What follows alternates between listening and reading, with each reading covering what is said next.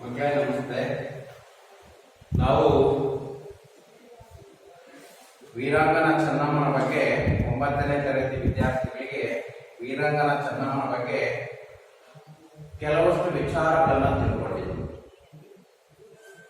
वीरांगना चन्नम्मा एल्ली हुट्टिದ್ರು, उसका माता पिता का नाम और उसका शिक्षा के बारे में और कित्तूर कहाँ आते हैं, उसका दरबार के बारे में और शादी के बारे में हम लोग जानकारी प्राप्त किया गया है.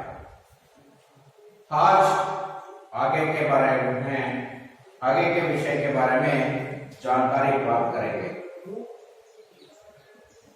देखिए, वीरांगना चन्नम्मा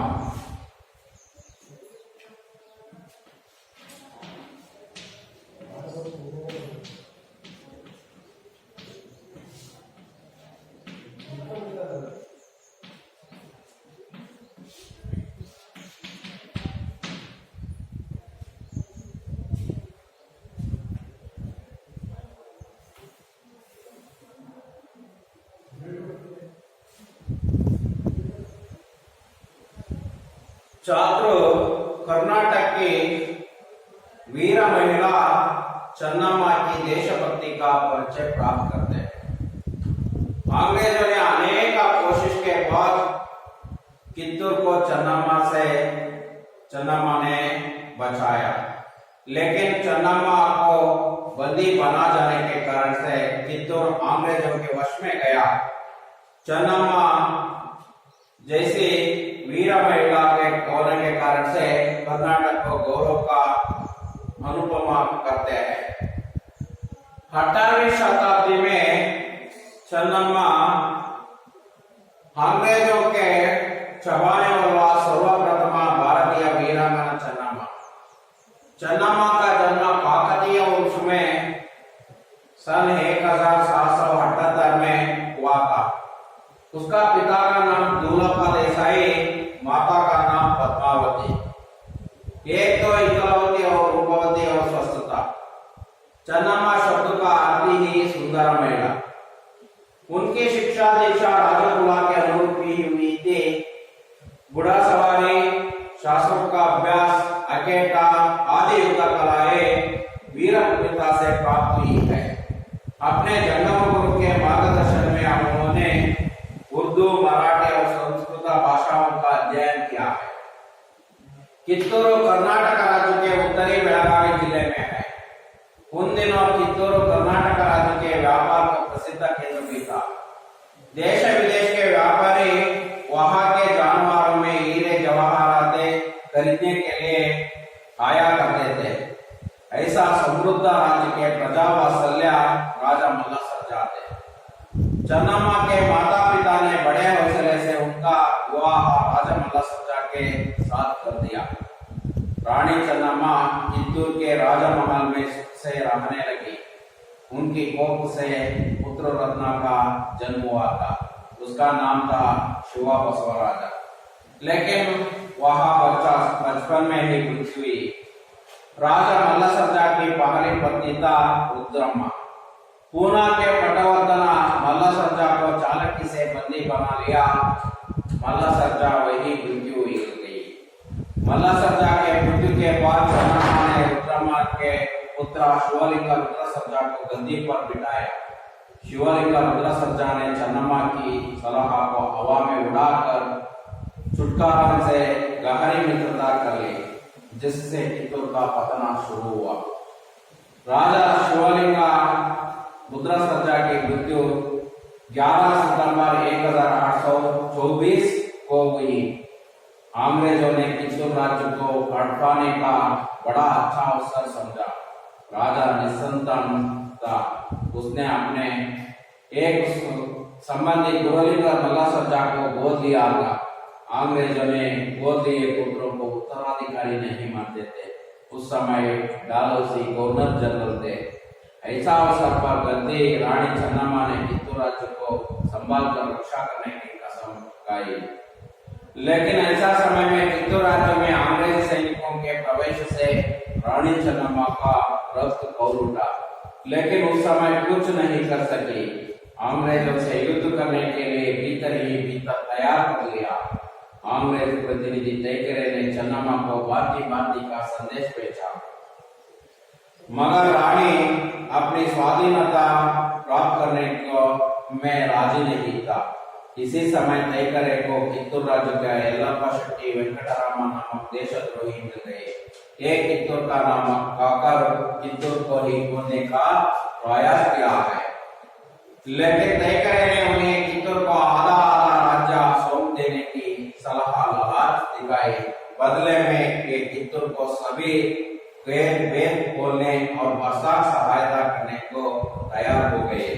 दोनों ने कित्तूर का शासन पर संभाल कर का प्रवाह लेकर चन्नम्मा को दिया। उसी समय पढ़ते ही चन्नम्मा ने तैकरे का पत्र टुकड़े टुकड़े करते हुए कहा, हमने गोद लेकर अंग्रेजों के विरुद्ध कोई षड्यंत्र नहीं रचा है। गोद लेना हमारा अधिकार है, इसे तैकरे नहीं रोक सकता। हमारे घरेलू मामले में बोलने वाला यहाँ है कौन है? कित्तूर स्वतंत्र राज्य है, तब तक रहेगा जब तक मेरे शरीर में प्राण है। यह पाठ कर सुनते ही दोनों देशद्रोही अपना समूह लेकर चल गए। कित्तूर में गुरु सिद्धप्पा जैसे कुशाला दीवान और बालना रायण्णा गजवीरा और चन्नबसप्पा जैसे वीर युवक भी थे, जिसके कित्तूर के लिए कोई खतरा न था। वहां तक हुआ था। ಅಲ್ಲಿವರೆಗೆ ಆಯ್ತು ಮಕ್ಕಳೇ, ಮುಂದಕ್ಕೆ ನೋಡೋಣ. ಇವತ್ತು ನೀವು ನಾನು ಹೇಳಿದಂತಹ ವರ್ಕ್ಗಳನ್ನ ನೀವು ಅವತ್ತಿನ ವರ್ಕ್ಗಳನ್ನ ಅವತ್ತೇ ಮಾಡ್ಕೊಂಡು ರೆಡಿ ಆಗಿರ್ಬೇಕು, ಮುಂದಕ್ಕೆ ಹೋಗ್ಬೇಕಂದ್ರೆ. ಅದಕ್ಕೋಸ್ಕರ ನೀವೆಲ್ಲ ತಯಾರಾಗಿದೆ. ಈಗ ಮುಂದಕ್ಕೆ ಓದ್ತೀನಿ ನೋಡಿ ಮಕ್ಕಳೇ. कित्तूर की जनता अंग्रेजों के चाल से भली भांति परिचित थी। तैकरे स्वयं बड़ी सेना लेकर कित्तूर आ पहुंचा। कित्तूर रानी उससे नहीं डरी। तैकरे ने 500 सिपाहियों के साथ कित्तूर के किले पर चढ़ाई करने की आज्ञा दे दी। रानी ने वीर सैनिकों को युद्ध के लिए ललकार हुए कहा, मातृभूमि के सपूतों, अपने प्राणों की बाजी लगाकर हम अपनी मातृभूमि की रक्षा करते हैं। अंग्रेज इस समय इसे हमसे बलपूर्वक छीनना चाहते हैं, लेकिन इसे हम कैसे छोड़ सकते हैं? यह हमें अपने पूर्वजों से मिली है। उधर तैकरे ने धमकी दी कि 20 मिनट में आत्मसमर्पण कर दिया जाए, नहीं तो किला नहस नहस कर दिया जाएगा। कुछ समय बाद गर्दनी वेश में रानी चन्नम्मा शेरनी की भांति अंग्रेजों की सेना पर टूट पड़ी और उनके पीछे 2000 योद्धा थे। भयानक युद्ध हुआ। अंग्रेजों की सेना इस प्रवाह को सहा न सकी, वहां भाग खड़ी हुई और तैकरे मारा गया। देशद्रोहियों का काम तमस कर दिया गया। बंदी गोरे अंग्रेज ऑफिसरों के साथ उदारता का व्यवहार किया गया और उन्हें छोड़ दिया गया, लेकिन यह विजय बहुत दिनों तक न रही। कुछ ही समय के बाद अंग्रेजों ने कित्तूर राज्य पर फिर आक्रमण किया। अब अंग्रेजी सेना अधिक थी, लेकिन कित्तूर के वीर सैनिकों के समूह का उसे दोबारा हार माननी पड़ी। फिर एक बार अंग्रेजों ने सारी शक्ति लगाकर घेर डाला। इस युद्ध में रणचंडी चन्नम्मा बंदी बना ली गई। अंग्रेज ने कित्तूर को लूटा, वहां कुछ भी ना बचा। चन्नम्मा को बैलवंतला के दुर्ग में कारागार में डाल दिया गया। बंदी गृह में ही 2 फरवरी 1829 को चन्नम्मा की जीवन ज्योति सदा के लिए बुझा गई। यह कर्नाटक जनता के लिए गर्व की बात है कि कर्नाटक की वीरांगना चन्नम्मा ने पहली बार स्वतंत्रता की जो चिनागरी डाली थी, बाद में वह सारे भारत में फैली गई है। ಮಕ್ಕಳೇ ನೀವು ಒಂದು ಬಾರಿ ಓದ್ಕೊಳ್ಳಿ, ಇದನ್ನ ಓದ್ಕೊಂಡಾದ್ಮೇಲೆ ನಾನು ಎಕ್ಸ್ಪ್ಲೈನ್ ಮಾಡ್ತೀನಿ. ನೀವು ಒಂದು ಬಾರಿ ಓದೋದಕ್ಕೆ ಪ್ರಯತ್ನ ಮಾಡಿ ಮಕ್ಕಳೇ. ಏನಾರ ಡೌಟ್ ಇದ್ರೆ ಕೇಳಿ ಮಕ್ಕಳೇ.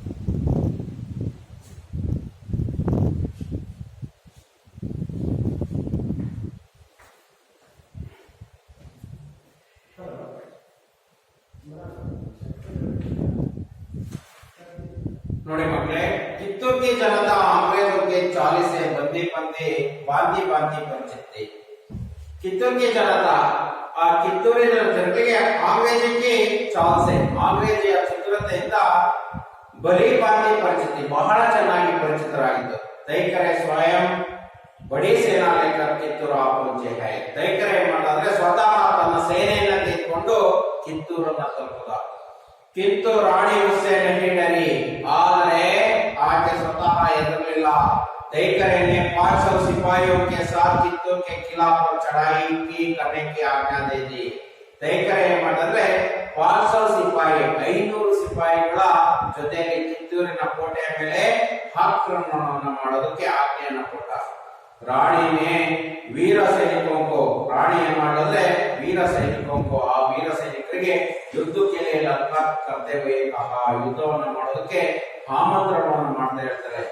मातृभूमि के सपूतों मातृभूमिया मकड़े अपने प्राणों की बाजी लगाकर हम अपनी मातृभूमि की रक्षा करने आए. ನೀವು ಪ್ರಾಣೋं की बाजी ಪ್ರಾಣದ ಬಾಜಿಯನ್ನು ಕಟ್ಟಿ ಏನು ಮಾಡಬೇಕು, ನಾವು ಮಾತೃಭೂಮಿಯನ್ನು ರಕ್ಷಣೆಯನ್ನ ಮಾಡಬೇಕು.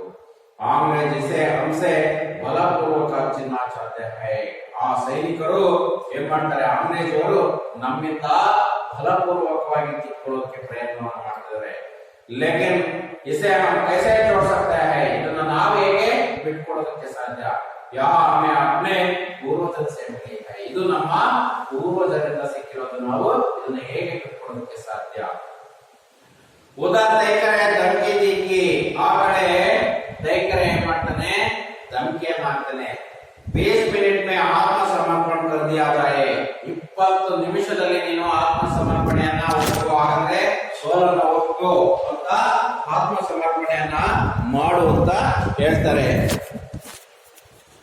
ನೀನು 20 ನಿಮಿಷದಲ್ಲಿ ಆತ್ಮಸಮರ್ಪಣೆಯನ್ನ ಮಾಡಬೇಕು ಅಂತ ಧಮಕಿಯನ್ನ ಹಾಕ್ತಾರೆ. ಯಾರಿಗೆ? ಚೆನ್ನಮ್ಮನಿಗೆ. ಯಾರು ಹಾಕೋದು? ಕಾಂಗ್ರೆಸ್ನವರು ಧಮಕಿಯನ್ನ ಹಾಕ್ತಾರೆ. ಧಮಕಿಯನ್ನ ಹಾಕಿದಾಗ 20 मिनट में आत्मसमर्पण कर दिया जाए, नहीं तो किला नहर नहर कर दिया जाएगा. ಇಲ್ಲ ಅಂದ್ರೆ ನಿಮ್ಮ ಕೋಟೆನೆ ಹೊಡೆದು ಹಾಕ್ತೀವಿ. कुछ समय बाद ಸ್ವಲ್ಪ ಸಮಯದ ನಂತರ ಮಾರ್ದಿನಿ ವೇಷ में ರಾಣಿ ಚೆನ್ನಮ್ಮ ಶೇರಿನಿ की ಬಂದಿ. ಸ್ವಲ್ಪ ಸಮಯದ ನಂತರ ಏನ್ ಮಾಡ್ತಾರೆ ಅಂದ್ರೆ, ಮಾರ್ದಿನಿ ವೇಷದಲ್ಲಿ ರಾಣಿ ಚೆನ್ನಮ್ಮ ಸಿಂಹದ ರೀತಿಯಲ್ಲಿ ಅಂಗ್ರೇಜಿಯವರ ಸೇನೆಯ ಮೇಲೆ ಬೀಳ್ತಾಳೆ. उसके पीछे 2000 ಇರುತ್ತೆ. ಆಕೆ ಹಿಂದೆ ಇನ್ನು 2000 ಯೋಧರಿದ್ರು. ಭಯಾನಕ ಯುದ್ಧ, ಭಯಂಕರ ಯುದ್ಧವಾಯಿತು. अंग्रेज के सेने इस प्रवाह को रुकाना सागी. ಆ ಚೆನ್ನಮ್ಮನ 2000 ಸೈನಿಕರ ವಿರುದ್ಧವಾಗಿ ಅಂಗ್ರೇಜಿಯವರ 500 ಸೈನಿಕರು ಏನು ಮಾಡೋದಕ್ಕೆ ಸಾಧ್ಯವಾಗಲಿಲ್ಲ. ವಹ ಬಾಕಡಿ ಅವರೆಲ್ಲ ಓಡೆ ಹೋದರು. ದೈಕರೆ ಸಾರಾ ಗಯಾ ಹೈ, ದೈಕರೆ ಮಾರಾ ಗಯಾ ಹೈ, ದೈಕರೆನ ಹೊಡೆದಾಕ. ದೇಶದ್ರೋಹಿयों का काम तमस कर दिया गया है. ದೇಶದ್ರೋಹಿಯ ಕೆಲಸವನ್ನ ಮುಗಿಸಾಕು. बंदी गोरे अंग्रेजी ऑफिसरों के साथ उदारता का व्यवहार किया गया. ಆ ಕೆಲವಷ್ಟು ಅಂಗ್ರೇಜಿ ಆಫೀಸರ್ಗಳನ್ನ ಏನ್ ಮಾಡ್ರು, ಬಂದಿ ಮಾಡ್ರು. ಅವ್ರ ಹತ್ರ ಒಳ್ಳೆ ರೀತಿಯಲ್ಲಿ ವ್ಯವಹಾರವನ್ನು ಮಾಡ್ರು. उन्हें छोड़ दिया गया, ಅವ್ರನ್ನ ಮನೆಗೆ ಬಿಟ್ಟು. लेकिन यहाँ विजय बहुत दिन तक न सागी. ಆದರೆ ಈ ವಿಜಯ ಬಹಳ ದಿನಗಳವರೆಗೆ ಇರಲಿಲ್ಲ ಮಕ್ಕಳೇ. कुछ ही समय के बाद ಸ್ವಲ್ಪ ಸಮಯದ ನಂತರ ಅಂಗ್ರೇಜರು ಕಿತ್ತೂರು ರಾಜ್ಯ पर आक्रमण किया. ಸ್ವಲ್ಪ ಸಮಯದ ನಂತರ ಅಂಗ್ರೇಜರು ಕಿತ್ತೂರು ರಾಜ್ಯವನ್ನ ಆಕ್ರಮಣವನ್ನು ಮಾಡಿದರು. अब अंग्रेजी सेना अधिक, ಈಗ ಅಂಗ್ರೇಜರ ಸೇನೆ ಅಧಿಕವಾಗಿತ್ತು. लेकिन कित्तूर के वीर सैनिकों के समूह का उसे दोबारा हार माननी पड़ी है. ಆದರೆ ಕಿತ್ತೂರಿನ ವೀರ ಸೈನಿಕರ ಎದುರಿಗೆ ಅದೇನು ನಡೆಯಲಿಲ್ಲ, ಮತ್ತೆ ಸೋಲನ್ನು ಒಪ್ಪಿಕೊಳ್ಳಬೇಕಾಯಿತು. फिर एक बार अंग्रेजों ने सारी शक्ति लगाकर घेर डाला है. ಮತ್ತೆ ಅವರ ಅಷ್ಟಕ್ಕೆ ಸುಮ್ಮನಾಗಲಿಲ್ಲ. ಅಂಗ್ರೇಜರು ದೊಡ್ಡ ಸೇನೆಯನ್ನು ತೆಗೆದುಕೊಂಡು ಬಂದರು.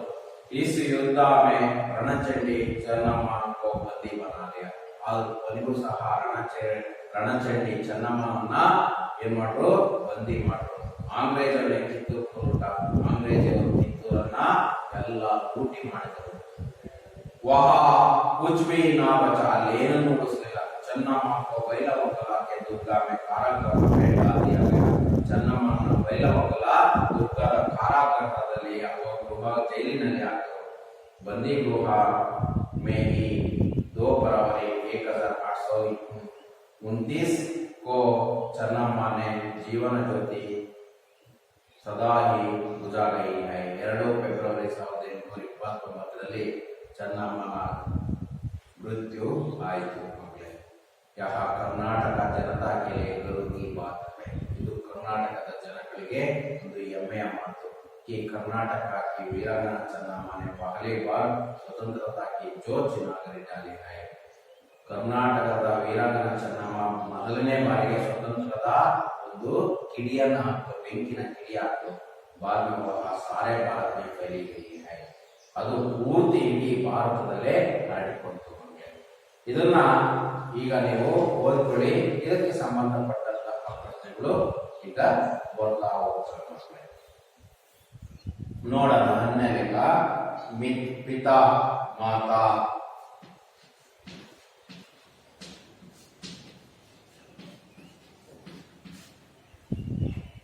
रानी राजा,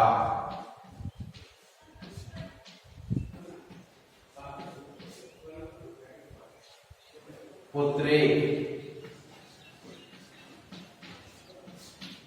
पुत्रा,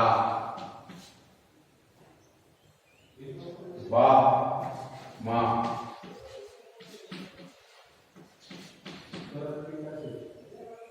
दादा दादी, शेरनी शेर,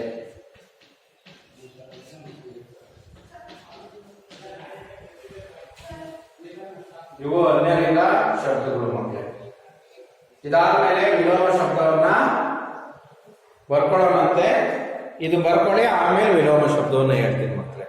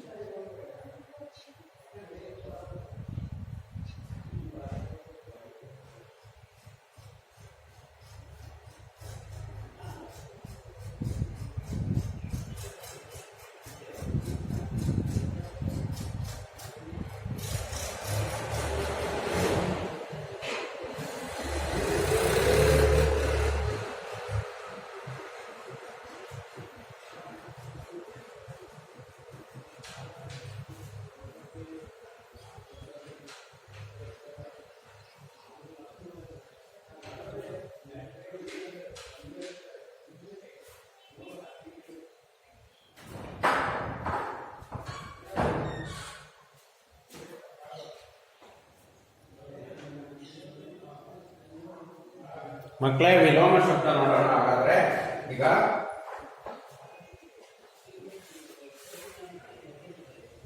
ಅಸ್ವಸ್ಥ ಕುರು, ಸ್ವಸ್ಥ ಕುರು ಸುಂದರ್, ದೇಶ ವಿದೇಶ, ಶತ್ರತ ಮಿತ್ರತ, ಬಹರ್ ಅಂದರ್, ದೇಶಭಕ್ತ ದೇಶದ್ರೋಹಿ, ಕಾಯರ್ ವೀರ್, ಪರ್ಜಯ್ ಜೈ. जोड़कर लिखिए चन्नम्मा का जन्म ಎಷ್ಟರಲ್ಲಿ ಆಯ್ತು ಅಂತ ಮಕ್ಕಳೇ? 1778. ಚನ್ನಮ್ಮ की कोख के जन्म पुत्र ಎಷ್ಟರಲ್ಲಿ ಆಯ್ತು ಅಂತ? ಇವನ ಹೆಸರೇನಂತ? ಶಿವ ಬಸವರಾಜ. ಶಿವಲಿಂಗ ರುದ್ರ ಸರ್ಜಾಕಿ ಮೃತ್ಯು ಎಷ್ಟರಲ್ಲಿ ಆಯ್ತು ಅಂತ? 1829. ಡಾಲೌಸಿ ಗವರ್ನರ್ ಜನರಲ್ चन्नम्मा की जीवन ज्योति पूजी है 1829.